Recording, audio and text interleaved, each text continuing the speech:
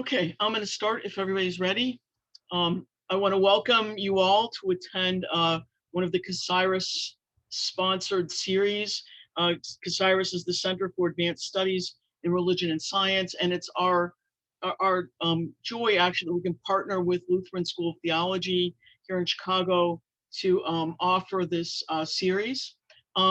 What I'm going to do is turn it over. I'll introduce Grace Wolf Chase, who will introduce our speaker, and then I'd like to mention at the end we're going to have Susan Barreto come on and be sort of the moderator for questions.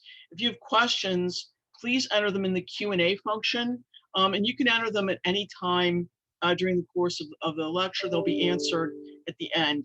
Let me start then. Grace is the vice president of CASIRAS. She knows the speaker today and will be introducing him to us. Thanks so much, Grace.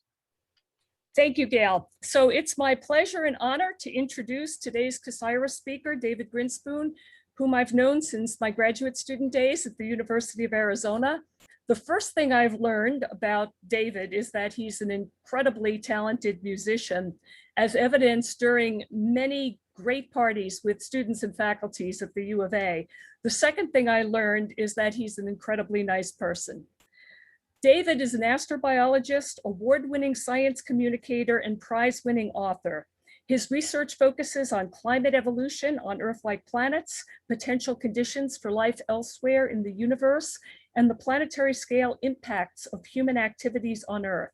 He's a senior scientist at the Planetary Science Institute, adjunct professor of astrophysical and planetary science at the University of Colorado, and adjunct professor of science, technology, and international affairs at Georgetown University. He's been involved with several interplanetary spacecraft missions. In fact, just yesterday, NASA announced the selection of 2 missions to Venus. David is on the team for the Da Vinci Plus mission, so he's been swamped with media requests for the past couple of days. And I'd like to quote David's tweet after the selection. "My poor dog thought our house was under attack from the way I was screaming when I found out our mission was selected." The last mission to Venus, Magellan, took place over 30 years ago. So my Zoom background today is Venus in honor of David. Congratulations, David. In 2013, David was appointed as the inaugural chair of astrobiology in the US Library of Congress, where he studied the human impact on Earth systems and organized a public symposium on the longevity of human civilization. He's collaborated with numerous scholars from the humanities on the ethical, spiritual, and political dimensions of space exploration. His technical papers have been published in top journals, including, among others, Nature and Science. His most recent book is Chasing New Horizons: Inside the Epic First Mission to Pluto. His book, Earth in Human Hands: Shaping Our Planet's Future, was an NPR Science Friday Best Book of 2016. His book, Lonely Planets: The Natural Philosophy of Alien Life, won the Penn Center USA Literary Award for Nonfiction. Among his many other honors, David was the 2006 recipient of the Carl Sagan Medal for Public Communication of Planetary Science, and he has an asteroid named after him. I could go on, but I'd much rather hear from David, so please take it away, David. All right, thank you very much, Grace, and thank you all for being here, and I really appreciate the opportunity to speak with this audience. Grace, it's true, we've known each other since grad school, and when I look at the numbers, it seems like that's been quite a while, but it doesn't add up because obviously we're both still so young. So I'm not sure what's happening with the math there, but I have been thinking about those that time a lot, just because I've literally been trying to get a new NASA Venus mission flown since the year I finished grad school, which was 1989, which was the year that the last US Venus mission launched. And so, as Grace mentioned, I'm a little bit walking on air now because we just found out yesterday that our mission has been selected by NASA, and we're going back to Venus with modern instruments to really understand the story of that planet. That's not specifically what I'm talking about today, although I will weave in comparative planetology because it comparative planetology affects the view that I have developed on the human situation here on Earth and how we can think of that in a planetary context, which is what I want to speak with you about this evening. I'm going to attempt now to share my screen, and this should work seamlessly. Let's see if it does. If I hit this button. There we are. Now, are you seeing the full screen or the presenter view? You're seeing the full screen, right? Of my slide, which is good. That's what. Yes. Excellent. Because with the two screens, anyways, it's working. We are Zooming together here. All right. So I want to talk about astrobiology and the Anthropocene Earth, and I'll say what I mean by that in a moment, and the emergence of something that we might call planetary intelligence. My training and my main occupation is as a planetary scientist, which means that I am on teams that sometimes get to send spacecraft to other planets with a little luck and perseverance and ingenuity. I'm having a good week in that regards, but I can tell you that I've had many proposals that we've spent years on that have been rejected. So this is the flip side of that.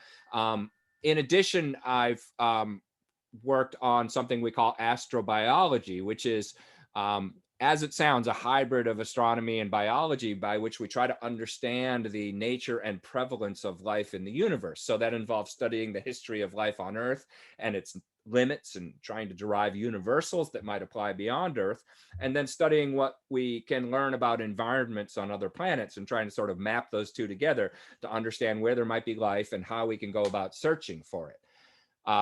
Now, I've always had an interest in other things, as we all do, you know, history and philosophy, and dabbled in trying to understand religion and how that relates to science. And I've written a few books that at least flirt with those interfaces. And I had in mind for a long time a book that was about how the human role on Earth is illuminated by the sort of interplanetary perspective of our field of planetary science and astrobiology. But I wasn't quite sure how, in my very busy mid-career life, I was going to fit in the ability to write that book. And then I saw this ad for a new position, which was an astrobiology chair at the Library of Congress. And I applied in 2012, and I was so excited because, as you can see, this ad says that the holder of this new position will spend a year at the Library of Congress undertaking sustained research at the intersection between astrobiology and its humanistic aspects and societal implications. And when I saw that, I thought, wow, maybe this will be the chance to finally write that book I've been thinking about for years. And so the title of my proposal, you can see on the bottom here, was Astrobiology in the Anthropocene Era, Exploring the Potential Roles of Life and Intelligence on Earth and Beyond.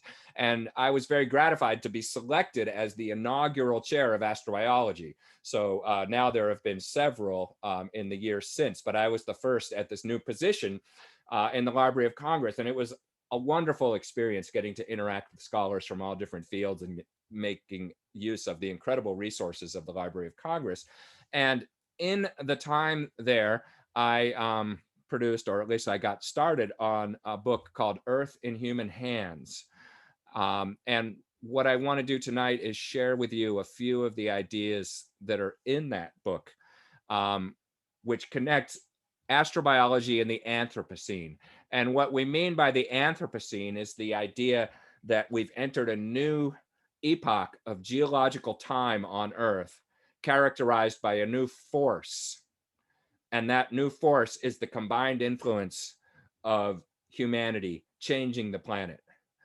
Now we could talk, maybe we'll get back to whether it's a good idea to call this the Anthropocene. There's a debate about that, a lot of debates, which to me makes it a good term because it's stimulating a lot of interesting conversations and debates. But some people think it sounds arrogant. We're naming a geological epoch after ourselves, isn't that self-centered? But you can also look at it as a sort of acceptance of responsibility. Let's look at what's happening on this planet. Let's acknowledge that humanity is changing the planet, and let's try to take stock of that and get a grip on ourselves as a planet changing force. I tend to view it that latter way as a sort of useful way of really trying to assess our situation here on the planet and our responsibility. At any rate, what I wanted to do was look at the intersection of astrobiology and the Anthropocene. And that's what I did in Earth in Human Hands and what I'll be talking about tonight. Now, one way to think about astrobiology is it's an attempt to find our place in the story of cosmic evolution. And cosmic evolution is basically another word for the story of the universe, in which we pay particular attention to the transitions, the major transitions that the universe has gone through, that we have gone through from the Big Bang till now. And this is my one-page cartoon of cosmic evolution. So you have to leave out a lot of the details of 13.7 billion years to get it all into one page, but it does focus on the major transitions, which is what cosmic evolution is all about. So over here on the left, you see you've got the Big Bang and then the formation of galaxies, and then within galaxies, something called molecular clouds, which collapse to form stars. And then around those stars, you have the formation of planets, and on the surface of at least one planet, and we suspect many, you have some interesting chemistry, which leads to the origin of life. And then on at least one planet, you have the evolution of complex life and what we so proudly call civilization. And then you notice it ends with then ? What's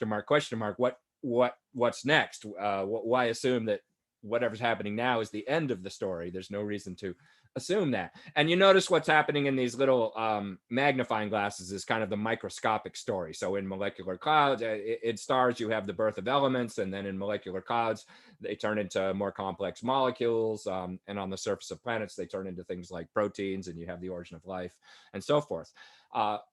So we're trying to figure out where we fit in here. And one thing I'll note is that everything on the left side of this cartoon, these are all processes that we know to be universal. We've got the Hubble Space Telescope and all kinds of other great instruments. And so we know that galaxy formation is universal, and we know the chemical elements are the same throughout the universe. And everything on the right represents processes that that are local, but we suspect are universal, except at the very top, the formation of planets. That was true when Grace and I were in grad school, that we did not know if planets were universal. We suspected they were, but the sort of good news for modern man, if I can, of the last recent decades, is that we've learned that in fact that hunch was true, that planets are universal, that when you look up at the night sky, basically every star has planets. So planets went from something that we assumed were universal, or we strongly thought should be, based on the fact that what was happening locally seemed as though it should not be special.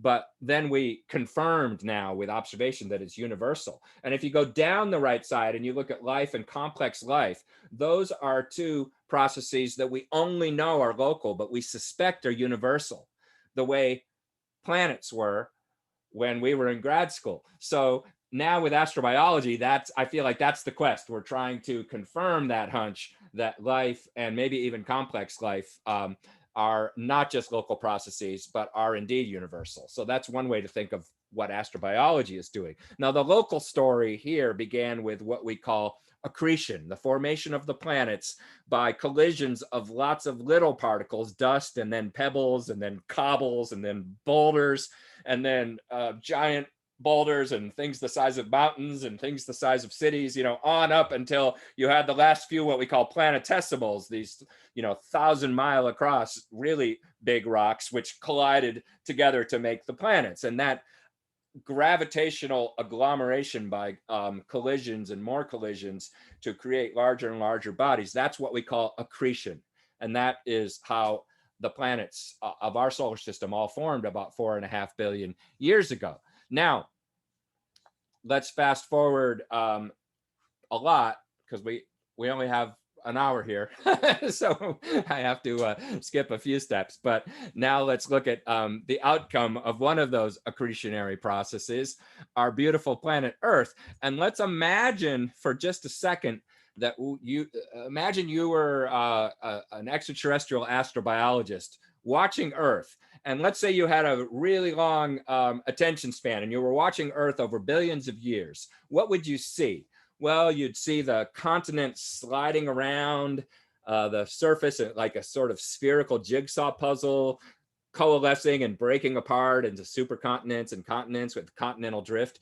You'd see the climate shifting rhythmically between greenhouse and icehouse. So you'd see the polar caps growing and shrinking over hundreds of thousands of years as the Earth went into icehouse and hothouse conditions. And the dark side of the planet, the night side, would be completely dark for billions of years, except for maybe the occasional splash of lightning or aurora. And then about 400 million years ago, with the greening of the continents and the origin of forests, you would start to see forest fires at night. But other than that, a completely unbroken black at night, until very recently, something new. Whoa, what is this? The night side starts lighting up in these weird patterns following the coasts and then spreading in these nodal lines across the continents. And at the same time as that appearance starts to change at the night side, you start to notice changes in the atmosphere. Carbon dioxide starting to increase. Changes in the geometry of some of the land surfaces, and these strange linear clouds start streaking across the sky. So something new and very different is happening on this planet all of a sudden from this billions of years perspective. And then very recently, in about the last 60, 70 years, just a blink of an eye in this time-lapse view, something even stranger. Little bits of the planet start leaping back into space from which everything fell 4.5 billion years ago. Little metallic contraptions start leaping off the planet and buzzing around and scooting off to visit the neighbors. This is what I call a curious anti-accretion. Anti-accretion because remember, everything fell from space. Now for some strange reason, little bits of the planets are leaping back off it again. And it's curious in two senses of the word. One is it's curious because it's weird. It's a strange thing for a planet to do, start sending bits of itself back into space. That's weird behavior for most planets. But it's also curious because it's it signals the advent of something new on the planet and the arrival of a species with technologically enabled curiosity, which is seeking answers and sending spacecraft out to visit the neighbors and send messages and signals and pictures home to try to piece together the story of where we come from.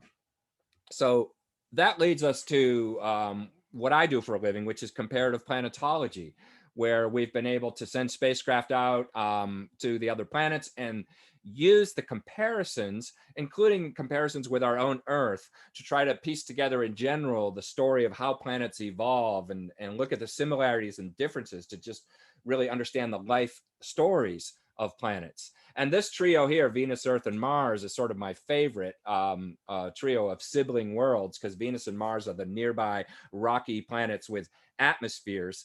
And the similarities and differences with Earth really tell us a lot, not just about those places, but also about our home planet. And just one example of comparative planetology, here are pictures of river deltas on Venus on the left, Earth in the middle, and Mars on the right. And you can see the commonality of form between these. And yet you can also see a lot of differences, and the differences tell us differences in the story of these worlds, the stories of these worlds. On the left, on Venus, this is a kind of river delta, but it's too hot for liquid water. So this was actually carved by flowing lava, a river of lava flowing across the surface. On Earth, you can see this sort of estuary delta. And if you look closely and study the forms, you realize that on Earth, this is altered greatly by life. Here, the interplay of biology with the geological and hydrological forces is visible even from space in this image. And on Mars, we see this river delta that is billions of years old, telling us that rivers once flowed here. Here's a place where rivers led out into a lake on Mars, but you can see it's ancient and hasn't flowed for a long time. And one way to tell that is this crater superimposed on this delta, which tells us this is ancient. Any surface that's cratered in the solar system is typically very old. So there's a similarity, and then the differences tell us the different stories. And comparative planetology is something we could talk about all night, but I'm just mentioning it here for context. But one thing I do want to point out, to get back to this narrative I'm trying to build, is that one thing we learn from this exercise in comparative planetology is that Venus, Earth, and Mars, although they're very different environments today, Venus is a sweltering high pressure oven, Mars is a frozen dry desert. Although they're very different today, we find more and more evidence that they had similar origins and early environments.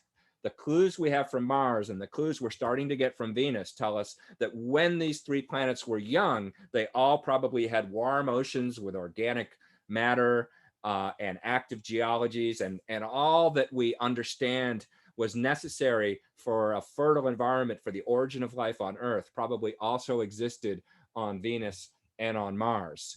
And so we're starting to get this picture that maybe this is common on rocky planets, that the conditions for the origin of life may not be rare. And what may be rare is the persistence of those habitable conditions and the persistence of life on a planet like Earth. So each of these planets, they all started similarly, and then each of them went through some kind of a catastrophic change. On Venus, the oceans were lost and they boiled off and we had a runaway greenhouse. We're still trying to understand how and when and why. And that's one of the big goals of these missions that just got selected yesterday by NASA. Yay, we're going back to Venus to try to answer these questions. On Mars, it was sort of the opposite. Mars lost its ocean early, but it froze over and became this sort of desert, cold, dry desert world. And Earth went through a radical change early on also. On Earth, a new force took over and really shaped the planet for the rest of its existence. And on Earth, that force was the force of life. Earth, by about 4 billion years ago, probably had an origin of life.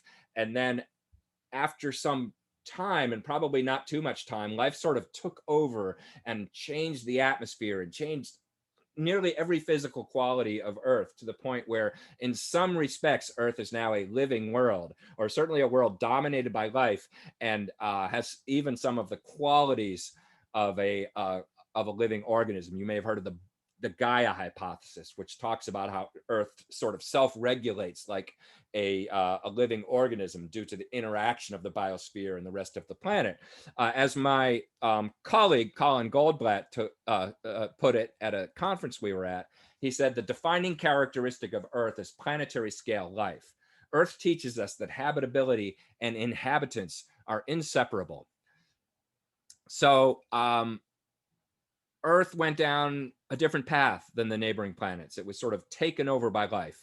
In a sense, life became a planetary property on Earth. That's the essence of the Gaia hypothesis. Life is not just something that incidentally exists on a non-living object, but life is a property of the planet. In a sense, life is not just something that happened on Earth, it's something that happened to Earth, if you will. So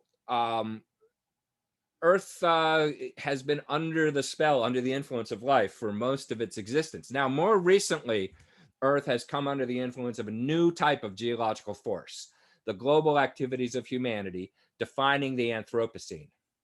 And what I wonder, based on this sort of history, this picture I'm painting for you, is could it be that intelligence, like life, can become a planetary property?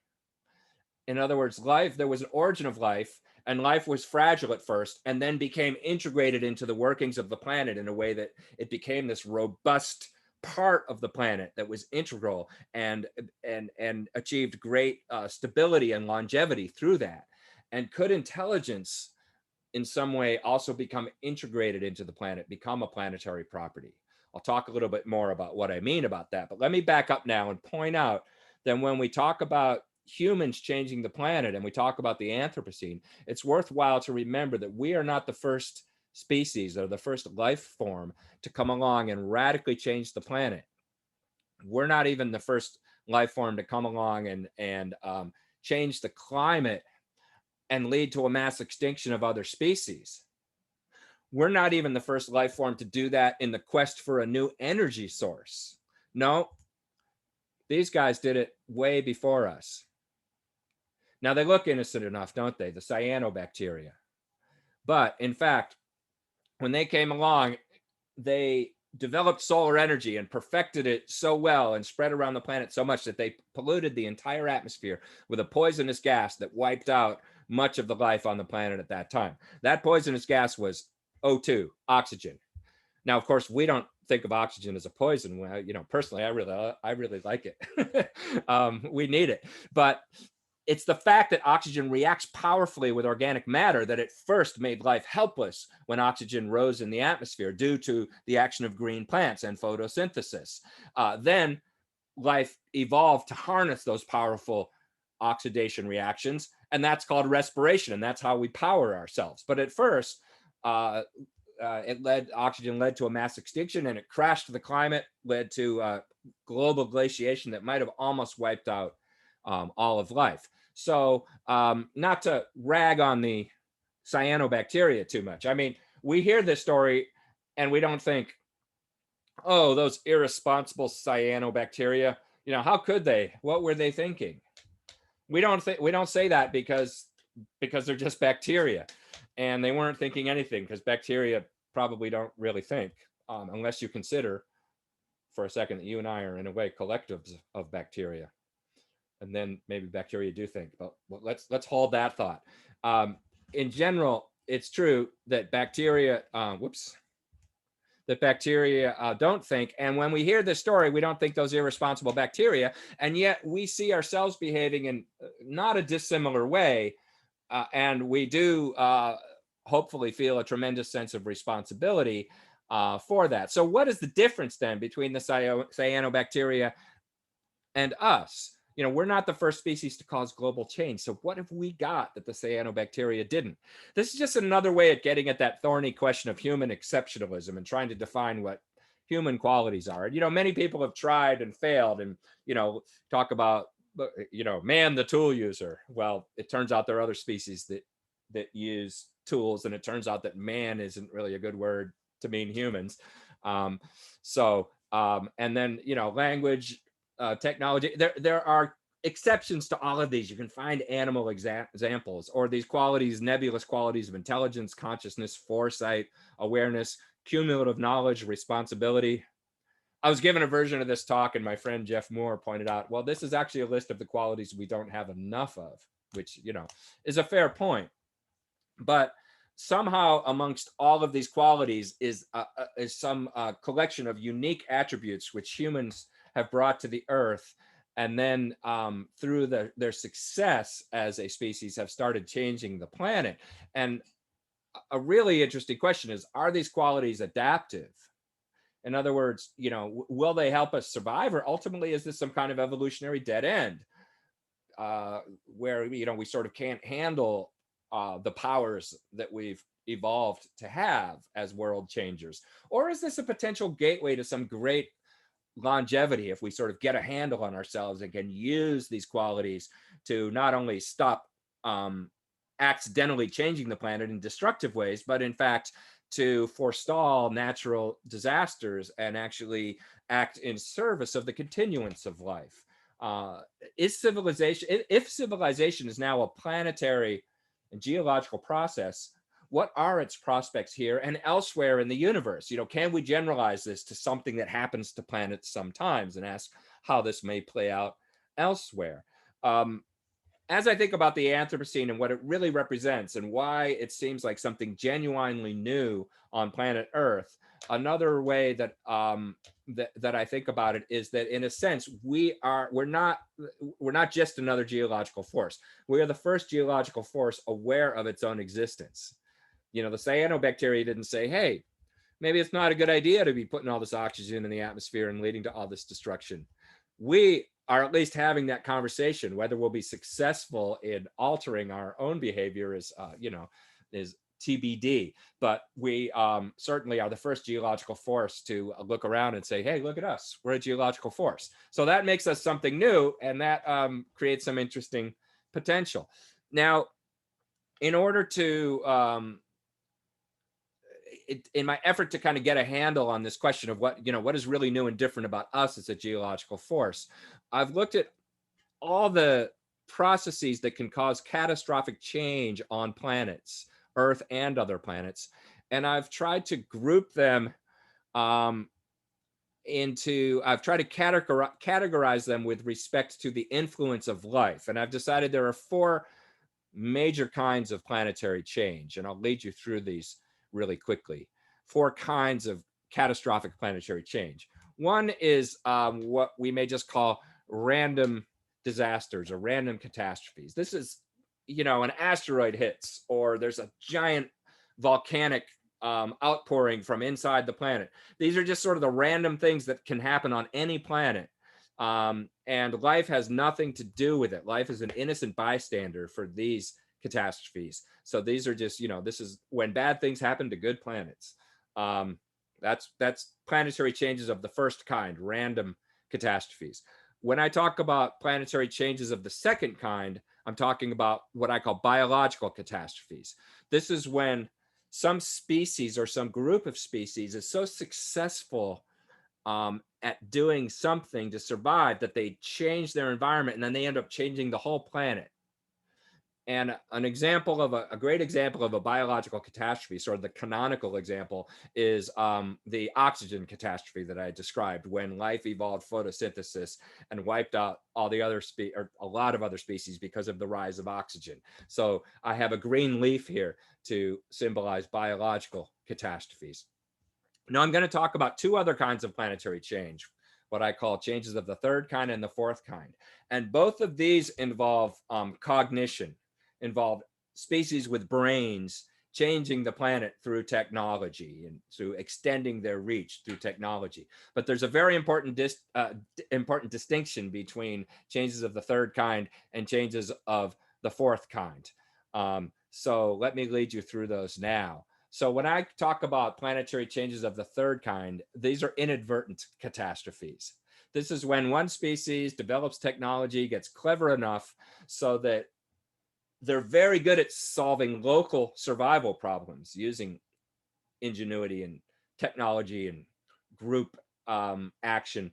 And they're so good at solving local survival problems that they propagate and spread around the planet, and completely unbeknownst to themselves start causing global changes and even catastrophic global change. And I symbolize here inadvertent catastrophe with this image of traffic, because that gets at this question of agency. Think about traffic here. You have creatures who are very good at solving local needs and local survival problems. In this case, how do you get from Oakland to Alameda during rush hour? And the agency is individual. And you think about traffic, it's amazing how well it works. We're very good at, we have a lot of control of cars. You step on the brakes, you steer if you need to, and you do this almost unconsciously. We've internalized that level of control. And if you think about it, it's amazing how well traffic works. I mean, there are accidents and such, but they're the exception. Generally, we're pretty good at this kind of collective behavior. So everybody's in control of their own car. But then you think of the question, who's driving the global transportation system? And the answer really is nobody. So it's an example of something that we participate in, but we're not in control of, or even fully conscious of. That's what I mean by inadvertent catastrophe. And that leads to what I call the Anthropocene Dilemma. And the Anthropocene Dilemma is the fact that when you have when your scale of agency exceeds your scale of awareness, you're acting on a scale larger than you're aware of, it's always going to be unstable and potentially lead to catastrophe. You can think of it as a stage of cognitive development that a child goes through. We talk about a child lacking situational awareness. So the image I get in my mind is of a kid with a big backpack on, and they go into a store and they're excited by something and they turn around to reach for something and the backpack knocks over a row of shelves. You know, that's your lack situational awareness. Your scale of influence exceeds your scale of awareness. And I would argue that's the stage humanity is largely in now with our inadvertent catastrophes we're causing. And some examples of that, the most obvious example, of course, is the rise of carbon dioxide due to our industrial activities. Seen here on the left is what we call the Keeling curve, CO2 over time, and the changing carbon dioxide in our atmosphere and all the effects that you're well aware of. And I won't go into this in detail now, the disappearance of the sea ice seen over here on the right and all these alarming effects. This is something we could talk about at length, but I know you're familiar with this. So I'm just going to use it as an example of inadvertent catastrophe and move on. Another example of inadvertent catastrophe was the problem with the ozone layer, which we realized in the 1970s that these chemicals we introduced as safe, environmentally friendly refrigerants, these chlorofluorocarbons, which, by the way, down here in the troposphere where we live, they are safe and environmentally friendly because they don't react with anything. It seemed like a good idea at the time.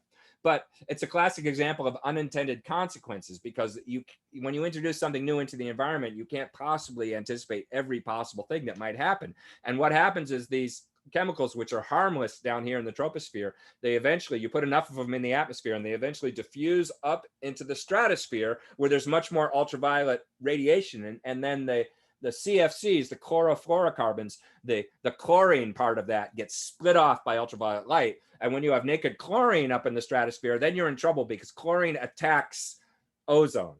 And it's the ozone that's screening that ultraviolet from the surface. And by the way, part of the reason we knew about this, part of the reason we learned about this was because scientists were studying the upper atmosphere of Venus and trying to understand what was happening to the oxygen compounds in the upper atmosphere of Venus. And some scientists said, well, there's chlorine up there. And they figured out these reactions. And some other scientists read those papers and said, well, wait a minute, what about all this chlorine we're putting up in Earth's stratosphere? And they said, and sort of sounded the alarm. So we would have discovered it if we hadn't been exploring Venus, but it would have taken us longer and we would have been in more trouble. So a little parable there of the value of comparative planetology. But at any rate, you can see on this graph that this was discovered in the 70s and the ozone hole deepens and gets worse. And then something really important happened. There was a global conversation about this. It was more of an argument at first. There was a lot of denial and accusations that it was a hoax, and powerful countries were doing sort of fake science to try to show how it was a hoax. Powerful companies, that is, and a lot of the same kind of dynamics that are happening now with climate change happened in the 1980s with this ozone hole. But then the hole deepened. And even the DuPont Corporation got spooked, and the people got on board and said, "Oh, we have to do something about this." Of course, DuPont, before they went along with it, they patented the replacement chemicals, so that a lot of money could be made in fixing this problem. A little enlightened self-interest here or something. But at any rate, what happened was the world got together to some extent, and there was something called the Montreal Protocol. Which was an agreement, a global agreement to stop putting these chemicals into the air that were harming the ozone layer. And guess what? It worked. We were able to stop this problem. It's still not fixed fully because it takes about 50 years for the chemical reactions to sort of heal this hole. And it hasn't been perfect. There's been some problems with compliance and there's some wrinkles and it's a little more complicated, but the overall story is one of success, that the problem is being fixed. So I use this as an example of planetary changes of the third kind, inadvertent change, but it's also, I think, a very important example of what I call planetary changes of the fourth kind, intentional change, where an awareness of the global effects of your planet changing actions then feeds back and guides your participation in those activities. So intentional changes, your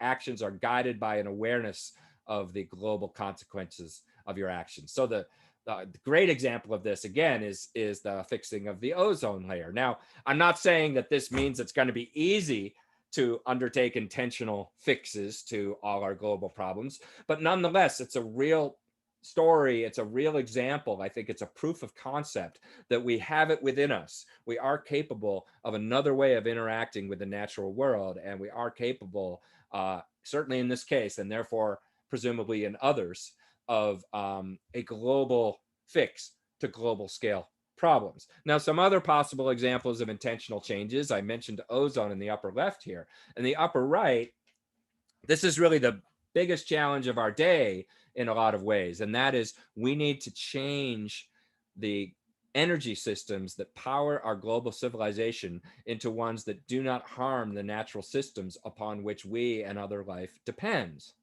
Now, this is a change that I would describe as underway. You know, there like ozone, it started with a global conversation and a global argument and awareness, and this change is clearly underway. Solar and wind are getting cheaper. There's a lot of movement towards phasing out fossil fuels. Now, it's very slow, and it may be too little too late. It will be too little too late to avoid damage and pain. At the same time, it seems very clear to me that, say, 100 years from now, we'll be post-fossil fuels, and we'll look back on this time with some regret, and we'll say, why did we take so long to do what we knew we started to realize needed to be done? We'll think of it in 100 years the way we think of whale oil now. Like, we used to use whale oil to power our lamps and such, and we don't anymore, but we did it too long. And we realized that by doing it too long, we whaled too long and we did damage.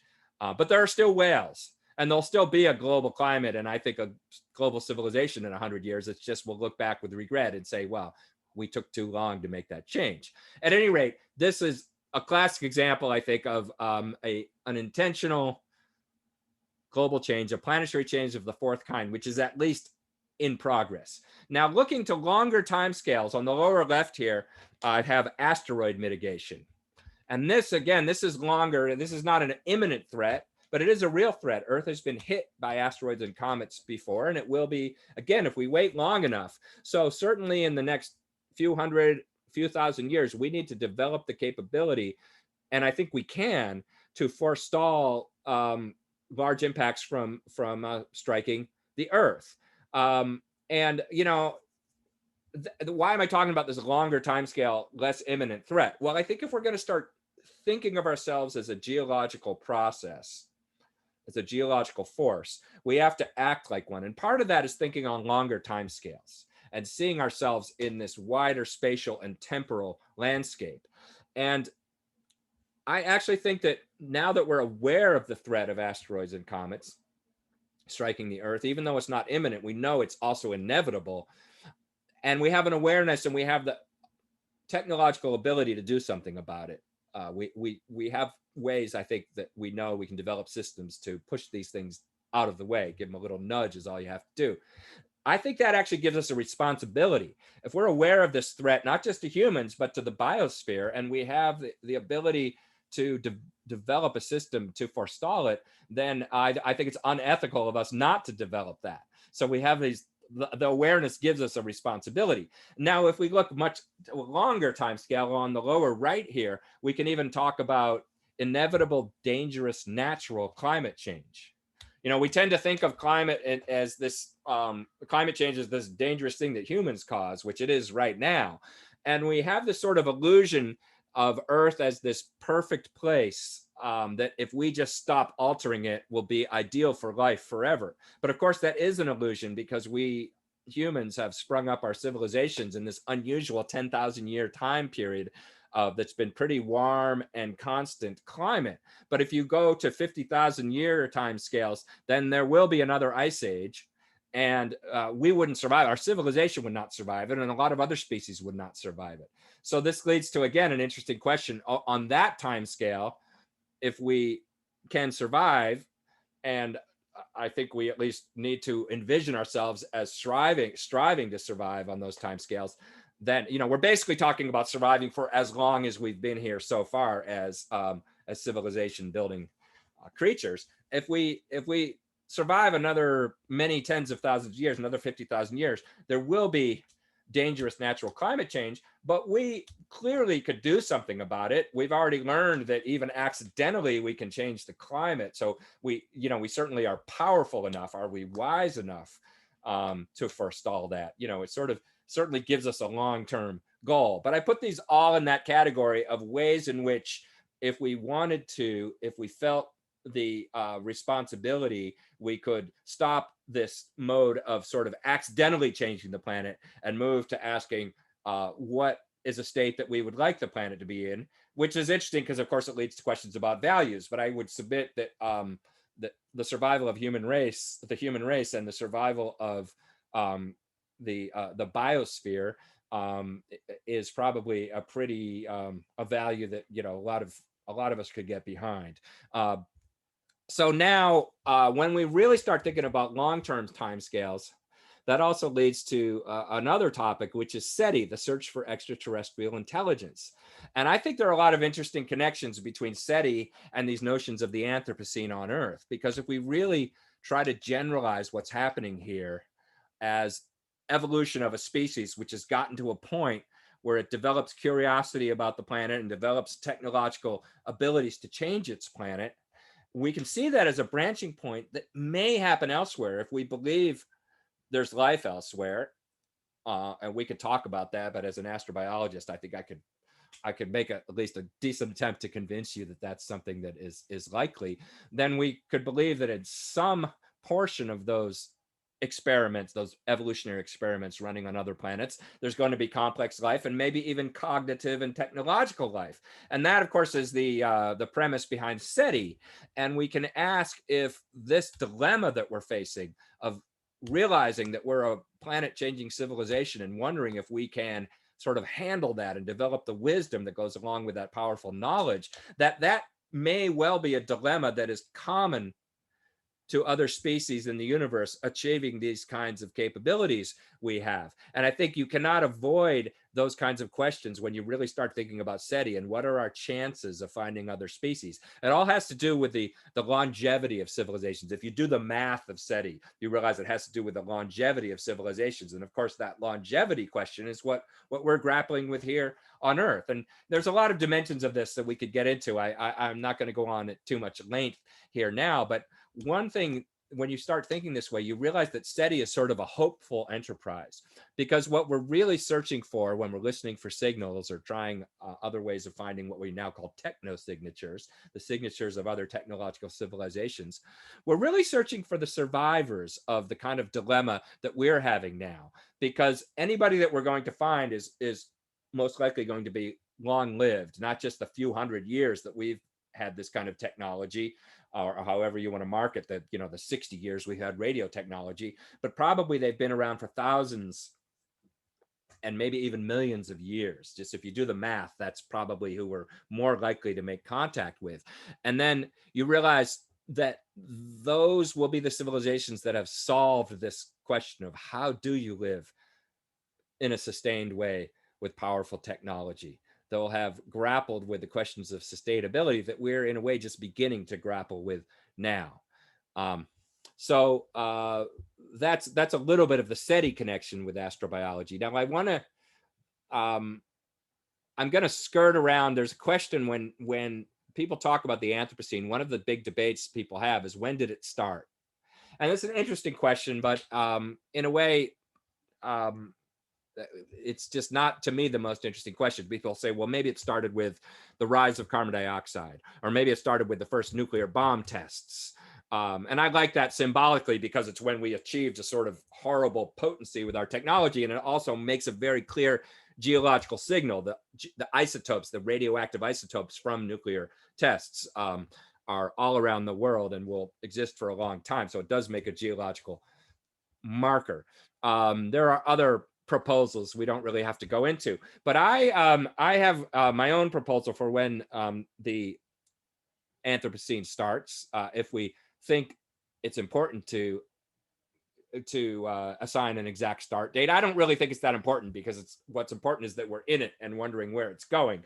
But my proposal is that maybe the Anthropocene started with this, what I call the golden spike of tranquility base. A golden spike is what geologists use for a sort of what they call a type geological strata. Like they pick a literal place, and sometimes they put a literal spike in it, which is sort of the typical strata to mark all around the world a change in geological history. And in a way, I'm only slightly facetious here, but I'm saying that the golden spike of the Anthropocene is really on the moon, because this disturbed strata here at Tranquility Base, this is something that'll last for a long time. The trinkets we left on the moon and the footprints, geologically long time, and it's something that could have been done by no other species. So it really is, in a way, a very a geological site location with disturbances that are very characteristic of our species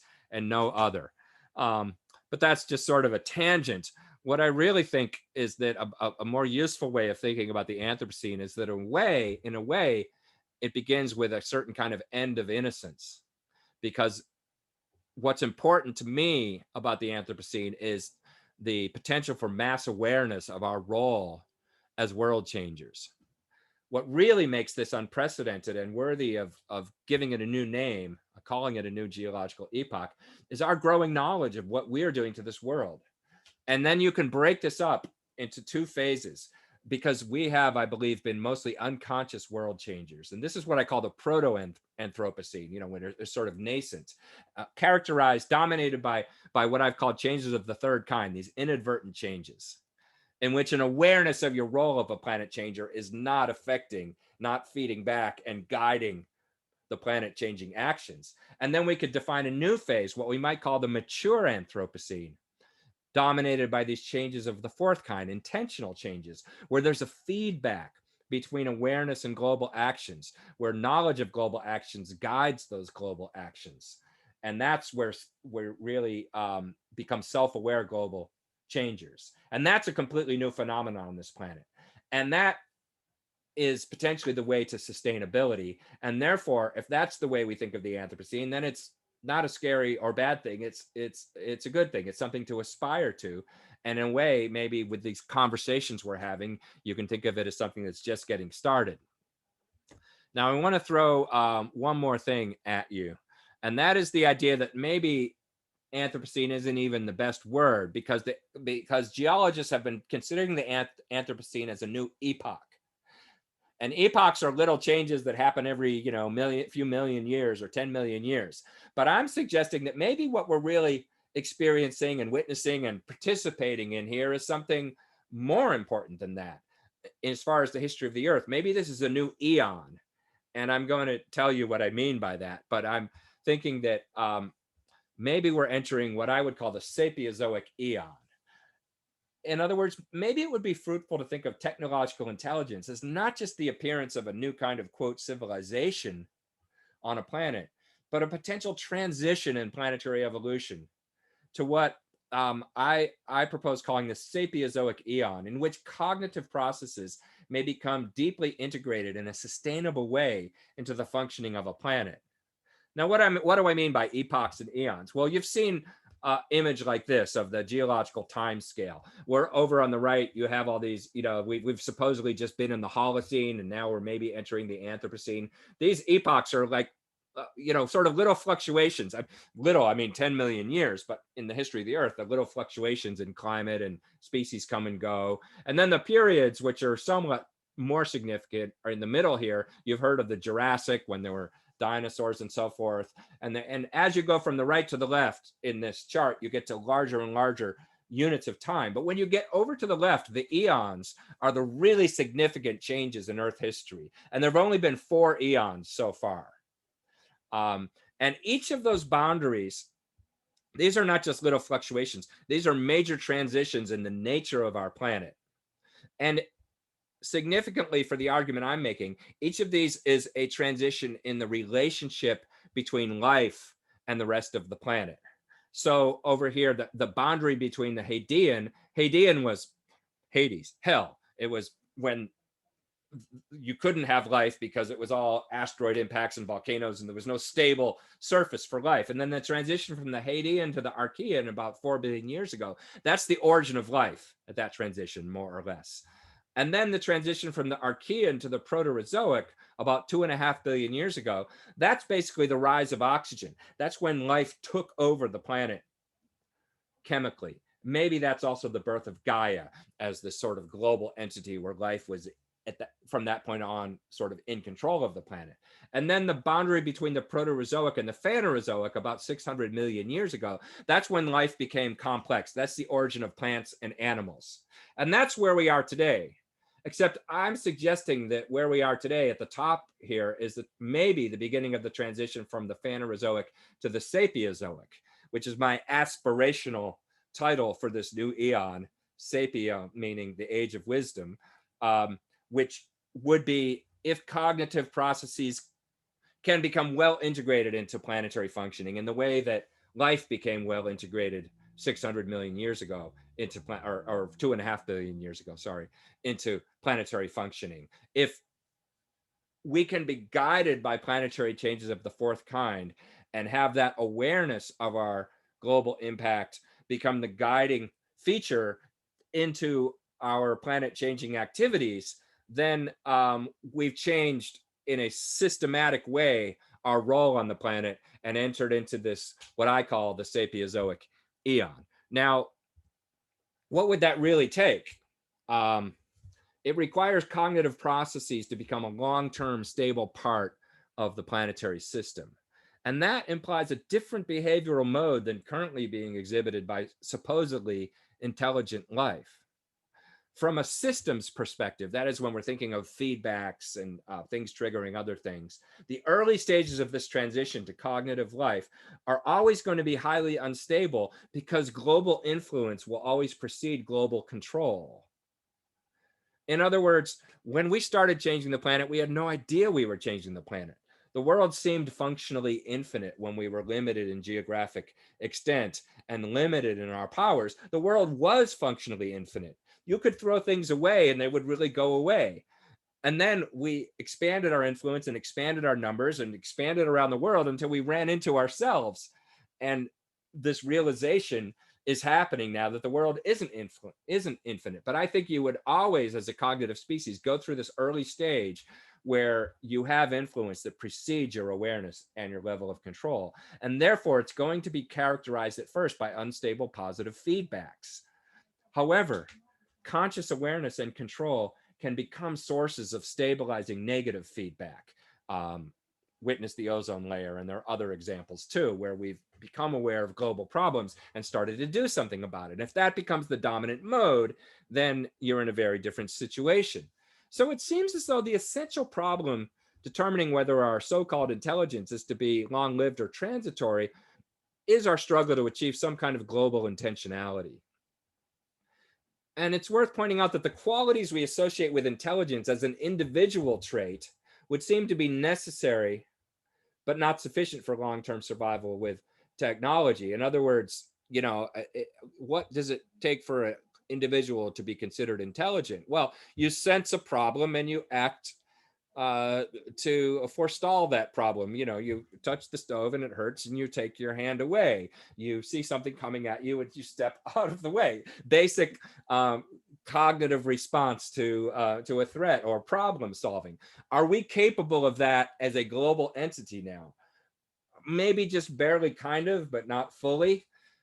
So then I wonder, is it useful to think of defining intelligence as a global property?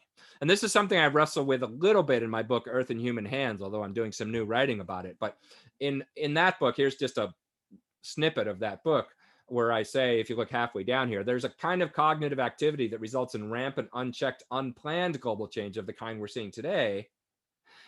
And there's another level that we might call true intelligence or planetary intelligence, of more globally coordinated cognitive activity that can result in more stabilizing behavior. And some colleagues and I actually had a really fun conference recently at Arizona State University, where we discussed this possibility in a little bit more depth with cognitive scientists and physicists and planetary scientists and a philosopher. There was even a religious scholar there, Fred Simmons from the Center for Theological Inquiry at Princeton, and just trying to think of what this concept of planetary intelligence would mean. And is it a useful thing to think about? Is it possible that we're participating in some kind of cognitive structure globally that we're not even fully aware of? And recently, with two colleagues, Adam Frank and Sarah Walker from Rochester and ASU, I've written a paper about this that we've submitted to a journal. It has not been published yet, and it's not public yet, but as soon as it goes out for review, we're going to publish it on the archive so people can read it. So keep an eye on that. But we're really trying to look at how you would define planetary intelligence and what good is it, and is it something we could even look for on other planets, and is it a concept that, having defined, could help us think about our behavior on this planet in a new way. We ask, have we been constructing and enacting a noosphere, which is Teilhard de Chardin's term for the sphere of influence of mind, possibly one even with cognitive properties of which we are not aware? Could there be some developing global mind that we're participating in? And when you think of all the global networks of trade, transport, governance, information, social connectivity, movements of goods and people, even conflicts, those are kinds of connectivity. And you think, well, conflict, that's not like a brain. But actually, if you think of the interior workings of a brain, I mean, we don't really fully know how brains work, but we're learning that they're very chaotic inside, and there are different centers which are stimulating each other and sort of battling against each other to form concepts. And it's maybe has some of the same connectivity and chaos in individual cognition that we're seeing playing out between all these different entities and forms of connectivity on a global scale. Anyways, we're sort of exploring those analogies to see if we can come up with some useful properties. We call this in a nod to Arthur C. Clarke, childhood's end. In other words, planets have rules, and they follow patterns. And is it possible that the development of life and intelligence follow certain patterns? In that sense, we can think of sustainability in a certain sense as an awakened planet in which biosphere and civilization flourish in new ways due to the awareness of these connections becoming guiding principles of the behavior of the entities. And you could think of this in a way as the kind of completion of Gaia. When Gaia first came out, it was criticized because people said it was teleological. How could a biosphere that evolved through natural selection have purpose? Well, maybe it didn't, but maybe now that's our role, is to sort of bring the purpose to Gaia. And it's a fun thing to think about. So I had a few more thoughts, but honestly, I want to stop because I want to make sure we have time for conversation. So I'm gonna skip a couple things here, but I'm just going to say that in my book, I developed this idea called Terra Sapiens, which means wise Earth, which is this aspirational vision of what the planet would look like, guided by planetary changes of the fourth kind, by intentional change. And it's clear that in order for our civilization to survive, we do need to become a new kind of entity on this planet. We need to learn to live comfortably over the long haul with world-changing technology. And the key to this is the widespread propagation of a worldview that is global and multi-generational. And the thing I'm going to skip, because I'm out of time, but I do write about it, is, the objection people have to this and say, well, that's all well and good, but look at us. We're not anywhere near that. There's human nature. How can we change human nature?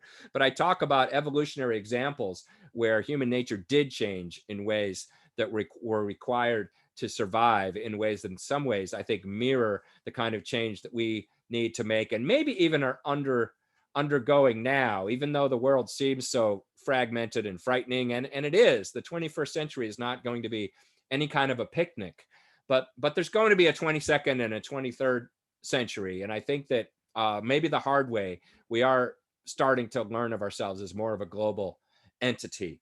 And I have a little bit more to say about that, but I'm going to skip a few things here because I really want to get to the end and have some conversation. So I'll end here with a quote from one of my heroes, Dr. Martin Luther King Jr., who said, if we are to have peace on earth, which I also take to mean if we're to develop a sustainable global civilization, our loyalties have to transcend our differences. And this means we need to develop a world perspective. And with that, I'll stop. And I'd be happy to entertain conversation. I will stop sharing my screen now. Oh, that was wonderful, David. Thank you so much. And I mean, you've given us so much to think about here. I want to get to everyone's questions, but I wanted to open it up, if you don't mind, just speaking a little bit about what can we learn from the exploration of Venus, because obviously we're seeing all these images that are amazing from Mars, and there's this thought of search for life, and then Venus seems like this dead planet. What are scientists looking to glean? Yeah, well, I'm glad you asked. Gives me an excuse to talk about my second favorite planet. Well, I mean, the big mystery of Venus is, as I mentioned, it seems to have started out more Earth-like. Although we want to confirm that. We think it had oceans when it was young, and maybe even an origin of life for all we know. But we don't know what happened. We have sort of a cartoon view that there was a runaway greenhouse and the sun heated up a little and that evaporated more water. And because water is a greenhouse gas, that heated things up more, which caused more water to evaporate. It sort of ran away and the water escaped into space. And now it's hot and dry, but we don't really understand the processes in detail and the feedbacks involved and the time scale involved. So we want to know, is that really what happened? And is that, and when did it happen? And that is important for understanding, putting Earth in context. We don't really know the stability of Earth, the long-term climate stability. So it's important in terms of the overall question of, life in the universe. How rare is it for a planet like Earth to have life? But it also helps us understand climate change in this pragmatic way. If we really know what we're doing with climate modeling, then we should be able to model an extreme climate like Venus. But in order to know if we're doing that well, we need the data. So there's a sort of wide scale philosophical question of, how rare is life in the universe and how rare is a planet like Earth? But then there are the more sort of nitty gritty questions of how does climate really work? And how can that help us with our current problems? And Venus, I think, can be a key to both those areas. Okay, excellent. That helps me out a lot, just understanding all of this. And let me kind of get to some great questions here. Oh my gosh. So first off, there's just kind of a discussion here saying, we're talking about, intelligence broadly, and it holds no extraordinary place in evolution. Swim, walk, think intelligently, all can be positive attributes. And also, as we've discovered here in this talk, can disrupt ecosystems globally, and we don't even know it. With the incredible diversity and pressures put on evolution, the countless opportunities to achieve complexity and then intelligence, is it more likely that Earth's biosystem is not a single data point, but rather illustrates nearly all the paths and opportunities through a myriad of environs and dynamics that can lead to intelligent life here or anywhere? Is there a chance of emergence of intelligence that's rare everywhere, or does it, and it takes, say, 3 to 4 billions of years?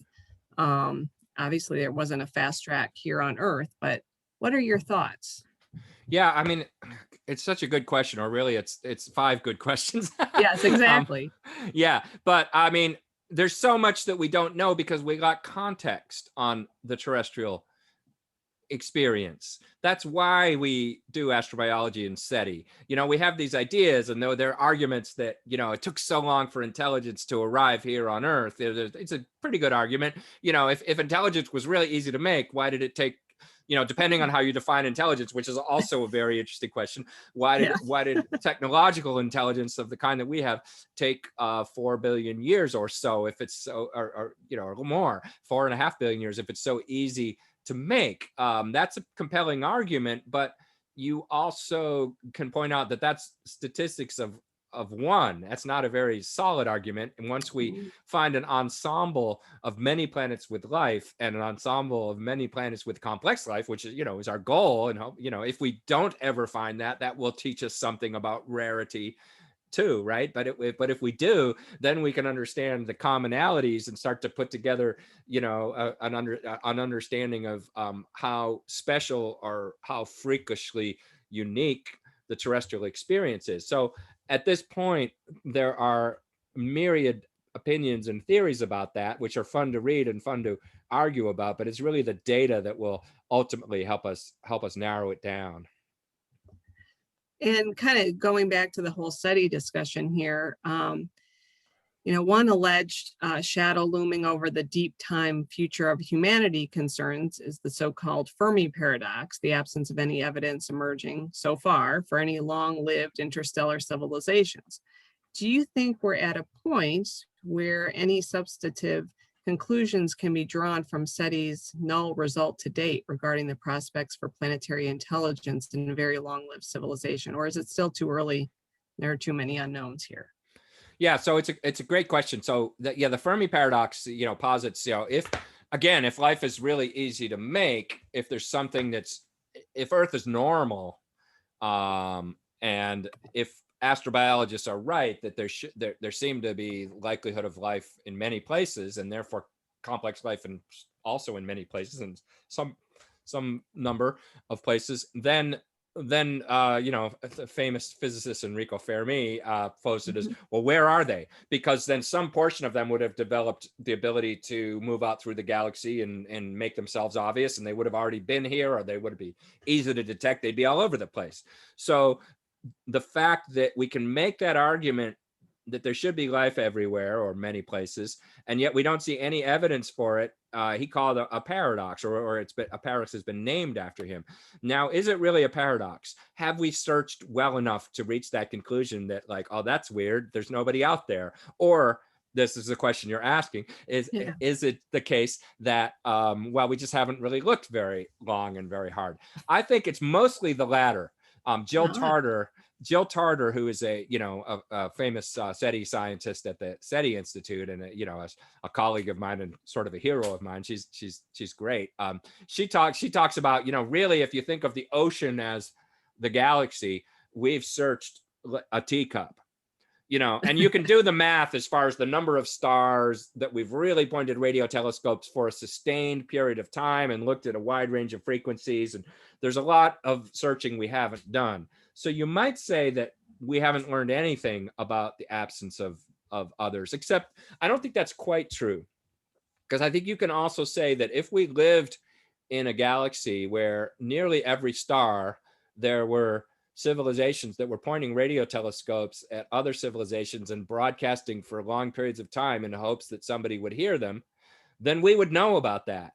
So we can rule out, of all the possible universes we can live in through the SETI results so far, we can rule many of them out. We can rule out the universe where every star is ringed by civilizations blasting radio signals at each other. So we can start to narrow it down, but I think we're far from saying, oh, there's a problem. No civilization can last because otherwise we should have found them yet. It's a big universe. And in that sense, I think we're only scratching the surface. Sure. And then just kind of coming back to planet Earth issues here again, obviously, this person was saying that they were born in the late 1950s and there were about 4 billion people living on the Earth at that time. And even then we were putting a lot of pressure on the planet and the rest of life. And now we are approaching a population of 8 billion. So the question is, what human population would create an ecological balance for all species? Is there an answer to that question?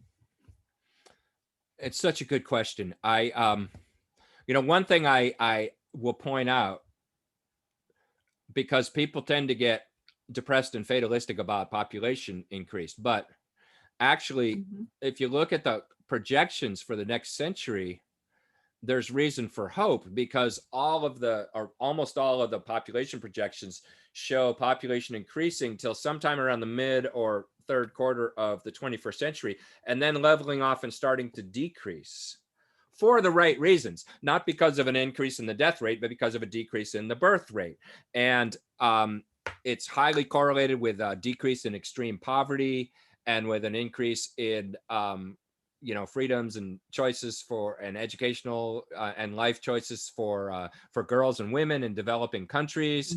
And those trends are real. And there's a lot of, positive, I mean, the idea of a world with 10 billion people or 11 billion people is scary, but it doesn't look like it's going to go up to 15 or 20. It looks like it's going to go up to 10 or 11 and start to come down. And that, so that's the good news and the bad news. But that, I think, is actually a very hopeful trend, because you could look at it as a projection of humanity sort of realizing that the world is finite and full, and that we shouldn't keep behaving like bacteria in a petri dish that are going to follow this S curve and do this. We're not doing that. We're actually doing this. So that's, sort of the good news about population projections. The question, though, of what would be sort of an ideal population for sustainability is such a good one. I've thought about it. And actually, I've been at conferences where people are talking about these questions of the Anthropocene and long-term human futures. And I've posed that question in rooms full of experts. I said, I would like each of you on the panel to answer, what do you think is the ideal human population? If we could wave a wand and, not through coercion or, anything horrible that would lead to a decrease in population, but through some mass behavior over long periods of time, reach a population, what do you think it should be? And I can't get anybody to agree on it.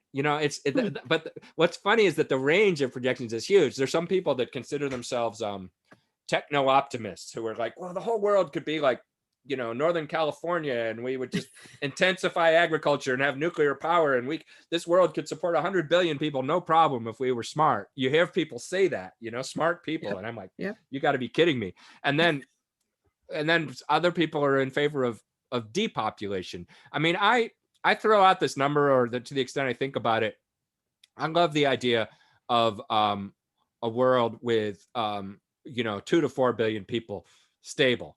But of course, I'm suspicious of that because, like your questioner, I was born in the late 1950s, and so of course maybe that's just my nostalgic yearning for the world that my parents grew up in or something. So I don't know the answer to that, but I think it's something that it's not 11 billion.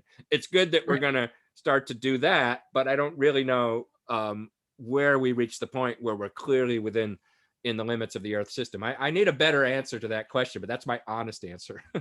Well, we appreciate the honest answer. And, going back to the just the origins of life and everything, just obviously complex life required a long time to develop, and intelligent life required about another hundreds of millions of years. So human intelligence almost failed fairly recently, 10 to 100,000 years ago. This is the questioner saying this. And would you agree that neither are eventual consequences of life and evolution? Complex life and intelligence are not convergent steps of evolution.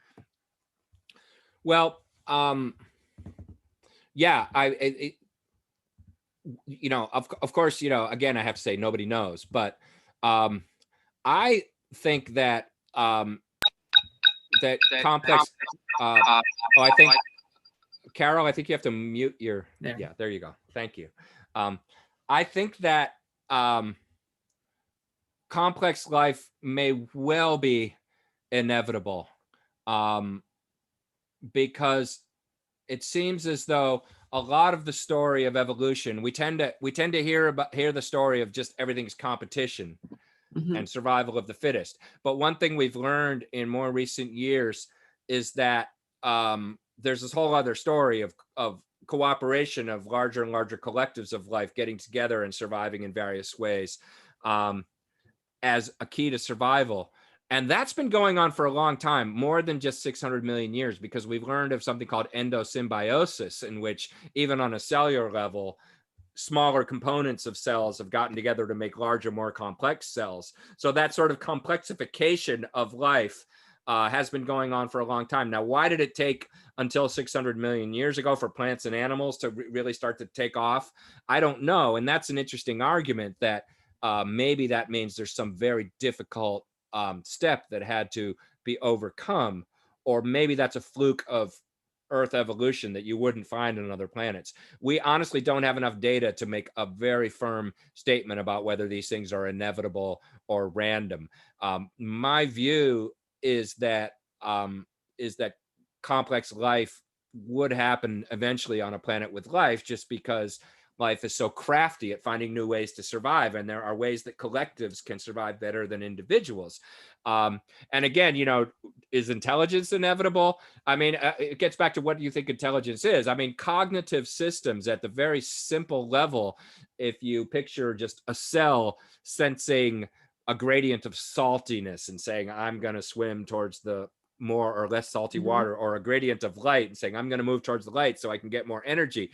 That in a way is a kind of intelligence that's pretty simple. And then that builds on itself. And then once you have senses which help you sense the environment. And once you have senses, you need a nervous system to take in that information and guide behavior. And then it gets more complex from there. So you can come up with an argument by which, from very simple beginnings, it seems inevitable. And that leads me towards this view that intelligence may not happen on every planet with life, but I don't see it as something that's so weird and strange that it would only happen on Earth. But the questioner raises a good point with these time scales.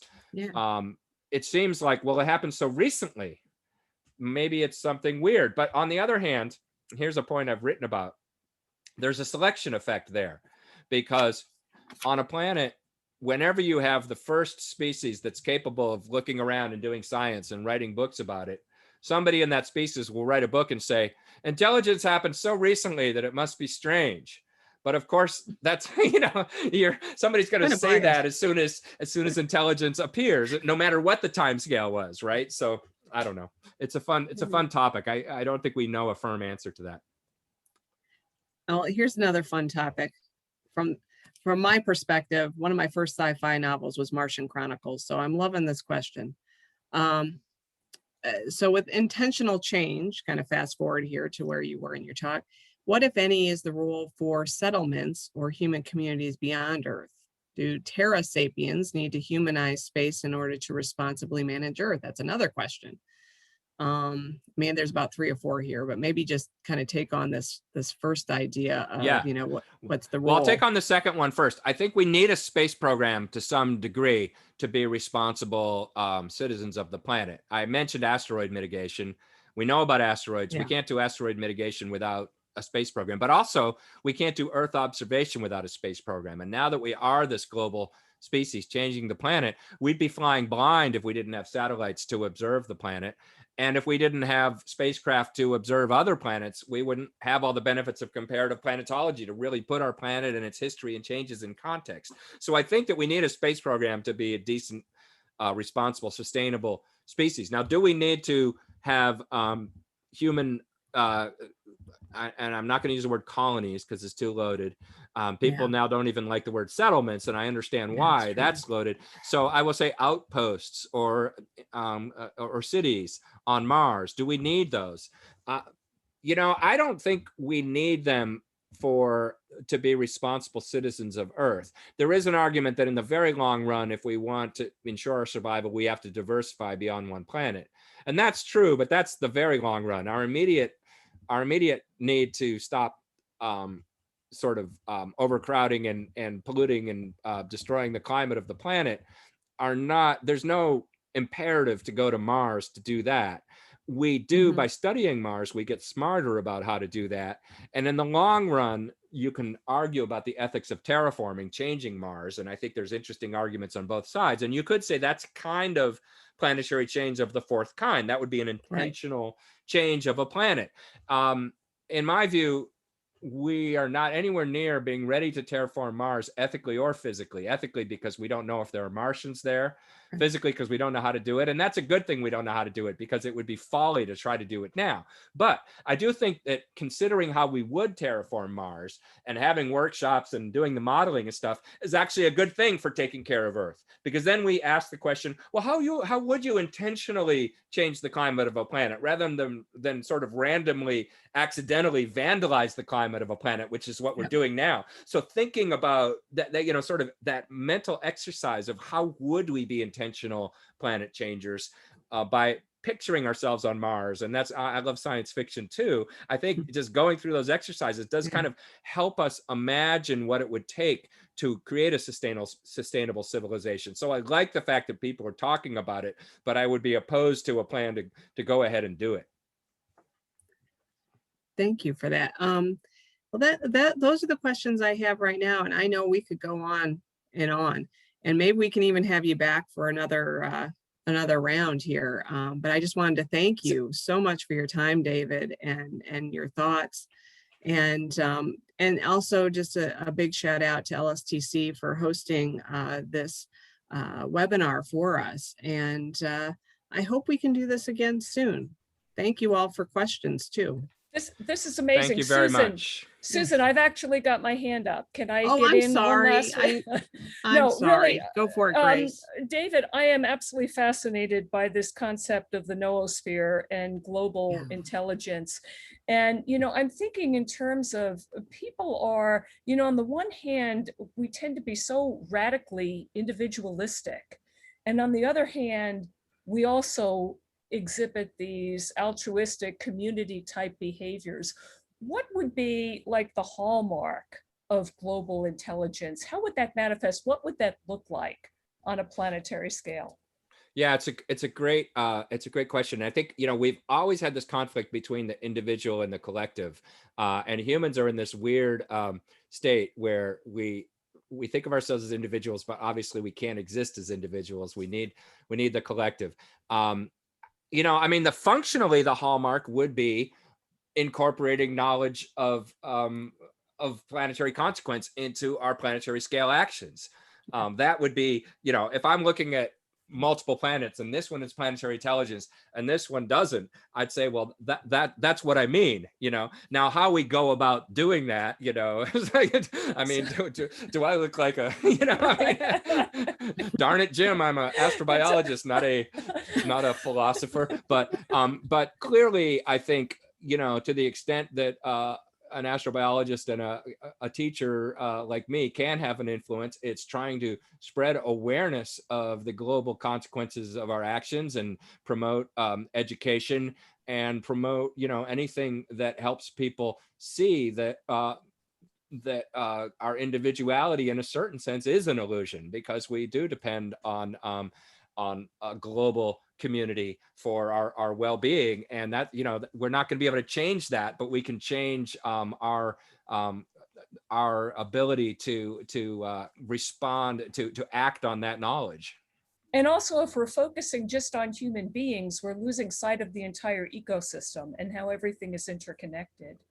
Absolutely, Yeah. absolutely. I mean, we have a special role to play here, because like the sign says in the store, you broke it, you bought it.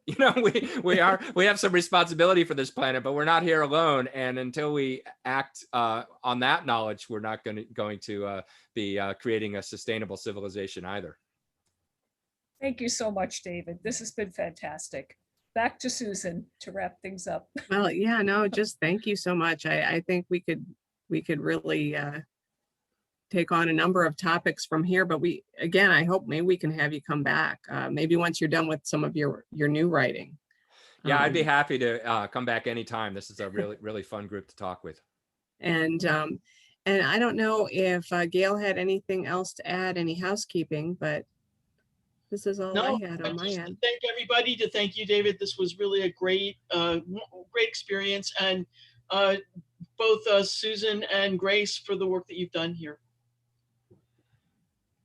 Okay, thank you. Okay. Good night. Thank you, See Ray. you later.